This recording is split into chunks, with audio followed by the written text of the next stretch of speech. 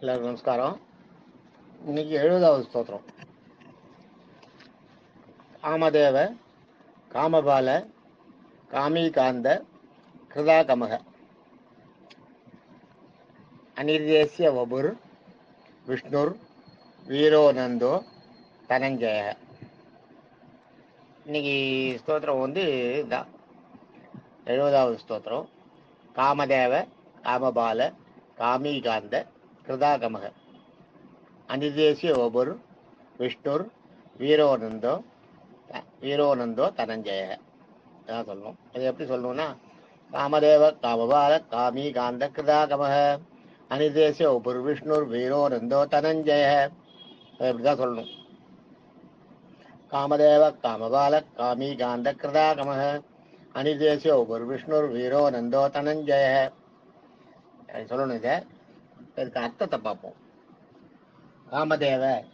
காமதேவன்றது மன்மத ரூபமாய் விளங்குபவன். அதாவது அது என்னன்னா, அதுக்கு அது மன்மத ரூபாய் விளங்குபவன் இவர் ஆதிசங்கரர் சொல்லிட்டு உண்டிட்டார். பட் சத்தியசந்த தீர்த்தர் ஜீவாத்மாக்கள் இச்சித்ததை, அதாவது ஜீவாத்மாக்கள் இச்சித்ததை கொடுப்பவர், விரும்பியதை கொடுப்பவர் அப்படின்னு. ஜீவாத்மாக்களுக்கு சாதாரணமா இந்த மாயையில மோல்றது இல்லையா, அதனால காமம் இருக்கும். அதனால காமத்தை அவங்க கேட்பாங்க, கொடுப்பவர் தான் காமதேவன். காமபாலன்னா கொடுக்கறது மட்டும் இல்லை, அதை பரிபாலனமும் கொண்டு வரோம். காமபாலன்னா விரும்பியதை கொடுத்தது மட்டுமின்றி காக்கவும் செய்வார். உங்களுக்கு அதுதான் காம எண்ணங்கள் மனசுல வந்ததுன்னா அதை கொடுத்துட்டு அதை உங்ககிட்ட இருக்கிற மாதிரியும் பார்த்து போறான் அந்த எண்ணங்கள். ஏன்னா அப்பதான் நீங்க இந்த மாயையில சூழ முடியும். இந்த மீளாத இந்த பூலோகத்துல நீங்க மாட்டிட்டு முழிக்கணும். அதனால அதுக்கு அதுக்கேற்ற மாதிரி காமபால இன்னைக்கு விரும்பியதை கொடுத்து அதை உங்ககிட்ட இருக்கவும் வச்சிருப்பாராம். அது எப்போ போகும்னா, உங்களுடைய சிந்தனை பூரா தெய்வ சிந்தனையா போகும்போது அது மாறும். அதான். அடுத்தது காமி. இதை கவனிங்க, இதுதான் நீங்க பார்க்கணும். முதல்ல மனதுக்கு உங்க மனசுக்குள்ள இச்சைகளை ஏற்படுத்துபவர். அடுத்தது அந்த இச்சைகளை அப்படியே உங்க ஜீவாத்மாக்கள்ல வச்சிருப்பவர், டக்குன்னு போயிடாத. அதுக்கு அடுத்தது காமி. அந்த ஜீவாத்மாக்கள் இச்சிக்கிற பொருள் இருக்கு இல்லையா, இது காமம்னு இல்லை, எந்த பொருளையும் நீங்க விரும்புறீங்க இல்லையா, அந்த பொருளாகவும் இருப்பவன். நீங்க எதை விரும்புறீங்களோ அந்த பொருளாகவும் இருப்பவன் அவன் தான். உங்களுக்கு அந்த விருப்பத்தை கொடுக்குறவனா, அப்ப அந்த பொருளை தேடுதலுக்கான விருப்பத்தை கொடுக்குறவனா அவர் தான். அந்த விருப்பம் உங்களை விட்டு போகாம பாத்துக்கிறதா அவர் தான். அந்த விருப்பமாவே இருக்கிறதும் அவர் தான். எதை நீங்க விரும்புறீங்களோ அதுவாகவே இருக்கிறது. நீங்க உங்க வீட்டுல ஒரு ஃப்ரிட்ஜ் வேணும்னு நினைச்சீங்கன்னா அந்த ஃப்ரிட்ஜாவே அவர் இருப்பாரு. உங்க மனசுல ஃப்ரிட்ஜ் வேணுன்ற எண்ணத்தை கொண்டு போடுவாரு. அந்த எண்ணம் உங்களை விட்டு போகாத, அந்த ஃப்ரிட்ஜ் என்னைக்கும் உங்களை விட்டு போயிடாத நீங்க பாத்துக்கிறீங்க இல்லையா, ஃப்ரிட்ஜ் இல்லாத இனிமே இருக்க முடியாத ஒரு சூழ்நிலை வந்துருது இல்ல, அது மாதிரி அந்த எண்ணம் இல்லாத உங்களால இருக்க முடியாது. ஃப்ரிட்ஜாவே இருக்கிறதும் அவர் தான். அதான் ஜீவாத்மாக்களை இச்சிக்கிறதுன்றது. அதான் நீங்க ஒரு சினிமா பாக்குறோம், டிவி இருக்கு, டிவியாவும் இருக்கு. டிவி இருக்குன்னா டிவி பார்க்கணுங்கிற எண்ணத்தை உங்க மனசுல உண்டு பண்றது அவர் தான். ஒண்ணு. ரெண்டாவது, அந்த உண்டு பண்ணதோட இல்ல, நீங்க அதோட ஒரு தடவை டிவி பார்த்துட்டு போயிருக்கீங்களா, மற்ற வேலையை பார்த்துட்டு அதோட டிவி பார்க்காம இருந்துறீங்களா, மறுபடியும் கொஞ்ச நேரம் கழிச்சு மறுபடியும் டிவி பாக்குறீங்களா. அதான் உங்க மனசுல அந்த டிவி பார்க்கணுன்ற எண்ணம் தோணிட்டு அந்த எண்ணத்தை நகர்த்தாம வச்சிருக்கவர். அந்த எண்ணம் உங்க மனசுல அப்படியே இருக்கும், பார்க்கணுன்ற எண்ணம் இருக்கும். அப்ப பாப்பீங்க, கொஞ்ச நேரம் பார்த்தோடனே சரி போறோம்னு வேலைக்கு போவீங்க, கொஞ்ச நேரம் மறுபடியும் பாப்பீங்க. போயிட்டுமே அதோட விட்டுற வேண்டியதான், பார்த்துட்டுமே இல்ல மறுபடியும் பாப்பீங்க. மறுபடியும் உங்களுக்கு அந்த எண்ணத்தை உண்டு பண்றது அதுதான் காமபால. முதல்ல காமதேவன்றது அந்த பொருள், அந்த எண்ணத்தை மனசுல விட்டு போடுறது. காமபாலன்னு அந்த எண்ணத்தை மறுபடியும் உங்க மனசை விட்டு போகாத பாத்துக்கிறது. அடுத்தது காமி. தானே டிவியாவும் இருக்கிறது. தானே டிவியாவும் இருக்கும், டிவிக்குள்ள காட்டுறாங்களே அந்த பொருளாகவும் தானே இருக்கிறது. காந்த. காமி காந்த. காந்தானா ஜீவாத்மாக்களால் ஈர்க்கப்படுபவர்.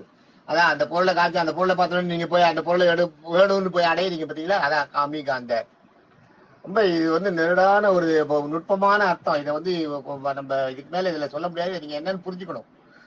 அதுதான் காமத்திலையும் உங்களுக்கு அது மாதிரிதான், காமமாவும் இருக்கிறதா அவர் தான். அந்த காம எண்ணங்கள் மனசு விட்டு போகாம பாத்துக்கிறதா அவர் தான்.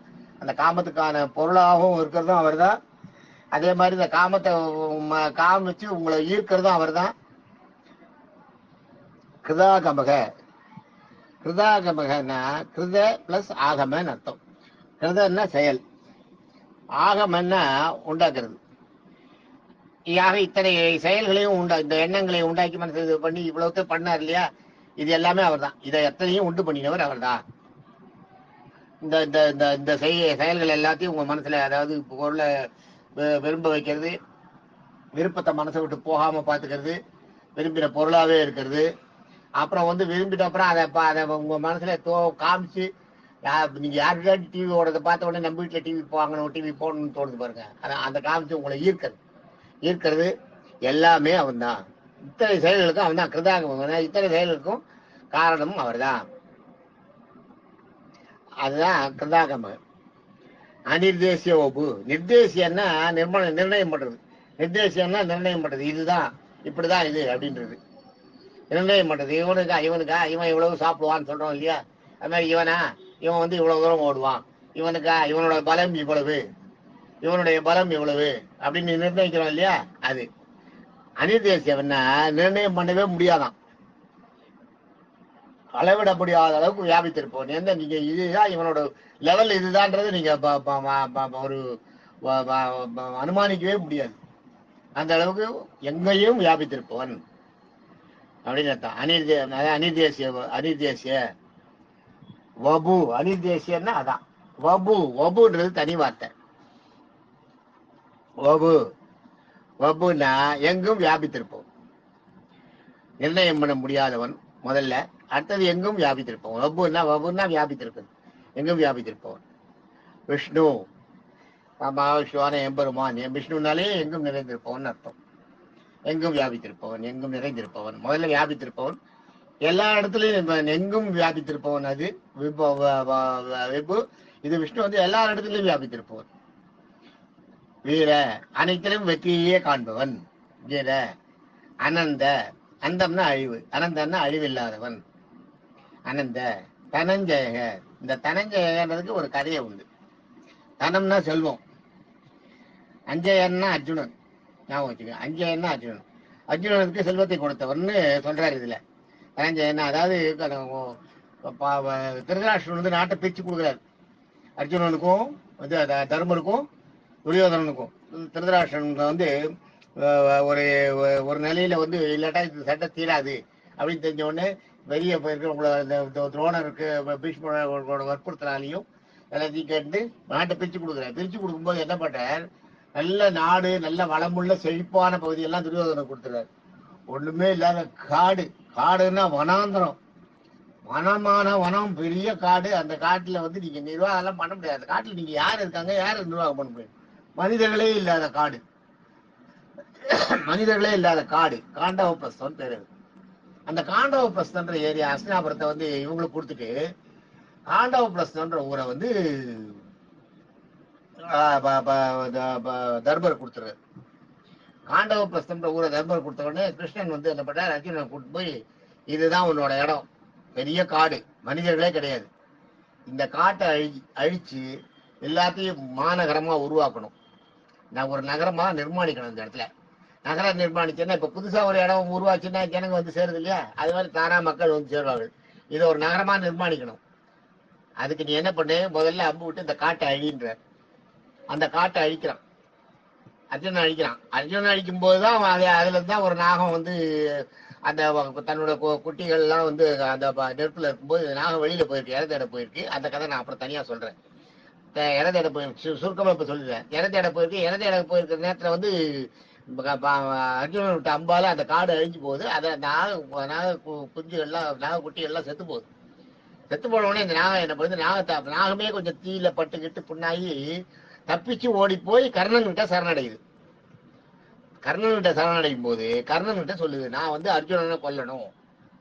ஏன்னா கர்ணனுக்கும் அந்த மைண்டு, அர்ஜுனன் தான் கர்ணனோட விரோதி. எனக்கு வந்து அர்ஜுனனை கொல்றதுக்கு எனக்கு வாய்ப்பு கொடுக்கணும், நான் உங்ககிட்ட இருப்பேன். நீ அம்பு எய்யும் போது என்ன இந்த மனசுல நினைச்சு என்னோட மந்திரத்தை சொல்லி நீ இந்த அம்பை விட்டேன்னா நான் போய் அர்ஜுனனை கொல்லுவேன். அர்ஜுனன் வந்து என் குட்டிகளை எல்லாம் கொண்டு இருக்கான் இந்த காட்டை அழிச்சதுல.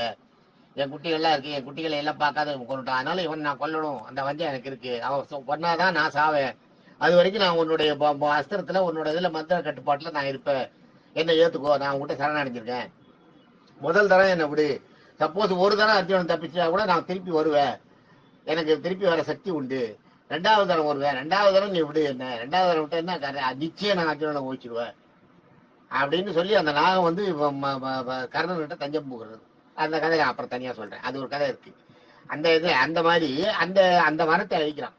அந்த வனத்தை அழிக்கும் போது அந்த வனத்துக்குள்ள வந்து பெரிய சர்ப்ப கூட்டம், நாகராஜனோட சர்ப்ப கூட்டம் வந்து ஒரு பெரிய அழியாத செல்வம், குபேர செல்வம்னு பேர். அது பேர் குபேர செல்வம்ன்றது குபேரனுக்கு கிடைச்ச செல்வம். அது அந்த குபேர செல்வத்தை பாதுகாத்துன்னு வருது அந்த நாக கூட்டங்கள். அங்க போய் இவன் வந்து அந்த நாக கூட்டங்களை போய் வேண்டி, அந்த நாக கன்னிகையும் அர்ஜுனனோட ஒரு ஒய்ஃப். நான் அதுவும் இன்னொரு கதை தனியா இருக்கு, நான் சொல்றேன்.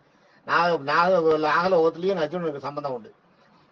அங்க போய் அங்க அவங்க கிட்ட வேண்டி எனக்கு செல்வம் வேணும்னு அந்த நாகங்கள் நகர்ந்துட்டு என்ன பண்ணுது, அந்த செல்வத்தை கொடுக்குது. அந்த செல்வத்தை வந்து அதுக்கு வந்து கிருஷ்ணன் தான் வழிகாட்டுறார். கூட்டு போய் கிருஷ்ணன் அங்க கூட்டு போய் அர்ஜுனனுக்கு வந்து அந்த நாகங்களை நாகலோகத்துல நாகராஜா கிட்ட சொல்லி இந்த மாதிரி அர்ஜுனன் யாரு என்னன்றது, தன்னையும் யாருன்றத ஒரு மறைமுகமா காமிச்சு அவருக்கு தெரிய வச்சு அந்த செல்வத்தை வந்து அர்ஜுனனுக்கு மீட்டு கொடுக்குறாரு. அர்ஜுனனுக்கு மீட்டு கொடுத்தா அந்த செல்வத்தை வச்சுதான் அர்ஜுனன் வந்து அந்த காண்டவ பிரஸ்தத்தை இந்திரபிரஸ்தமா மாத்துறான். இப்ப இந்திரபிரஸ்தன்றது தெரியுமா? எது தெரியுமா உங்களுக்கு? இந்திரபிரஸ்தான் இருக்கு பாருங்க டெல்லியில. இந்திரபிரஸ்தான் ஒண்ணு இருக்கு. அதான் அதனாலதான் அந்த இந்திரபிரஸ்தான் பேரை வச்சாங்க. டெல்லி தான் அது. டெல்லியை தான் அந்த மாதிரி அழிச்சு, காட்டை அழிச்சு பெரிய நாடாக்கி, அங்க வந்து வளமான ஒரு நாடாக்கி, அங்க வந்து தர்மருக்கு பட்டாபிஷேகம் பண்ணிக்கிறாங்க. தர்மருக்கு பட்டாபிஷேகம் பண்ணும்போது அதுதான் கர்ணன் போறது, அர்ஜுனன் போறது, பட்டாபிஷேகத்துக்காக போறது. காட்டை கொடுத்தோம், காட்டை இவ்வளவு தூரம் நல்லா பண்ணிட்டானே, எப்படி இவனால பண்ண முடிஞ்சுது, காட்டை இது மாதிரி பண்ணிட்டானே, துரியோதனனுக்கு பொறாமை வயிற்றுக்குள்ள எரிய ஆரம்பிக்குது. அதுவும் அந்த டெல்லியில வந்து இந்திரபிரஸ்தத்தை இவங்க கட்டியிருக்கிற அந்த அரண்மனை கட்டிருக்கிற விதத்தை எல்லாம் பார்க்கும்போது அதான் தண்ணி மாதிரி இருக்காது, நடந்து போவான், ஒண்ணுமே இருக்காது, வெறுமை போய் காலை வச்சு விழுந்துருவான். அதெல்லாம் தெரியும் இல்லையா உங்களுக்கு? பாண்டவர்கள திரௌபதி மேல இருந்து பார்த்து சிரிப்பா, குருடனோட பிள்ளைக்கு கண்டு தெரியல போல இருக்கு அப்படின்னு துரியோதனை பார்த்து, அதுல இருந்து துரியோதனுக்கு உள்ளுக்குள்ள இவங்களை அழிக்கிற வெறி வந்துடும். இதெல்லாம் வந்து அந்த இந்திரபிரஸ்தம் தான். அந்த இந்திரபிரஸ்தத்தை உண்டாகிறதுக்கான செல்வத்தை கொடுத்தது கிருஷ்ணன் தான் அர்ஜுனனுக்கு கொடுத்தாரு. அதான் தனஞ்சய. வீரோ அனந்த தனஞ்சய. தனமாய் மிக பெருஞ்செல்வத்தை அஞ்சயனுக்கு கொடுத்தது. சஞ்சயன்றது வேற, அஞ்சயன்றது வந்து அர்ஜுனனுக்கு கொடுத்தவர். இந்திரபிரஸ்தமாக மாற்றத்துக்கு உதவி பண்ணவர் சொல்றாரு இந்த இடத்துல. மிகப்பெரிய செல்வத்தை அர்ஜுனனுக்கு கொடுத்தவர்ன்றது தனஞ்சய.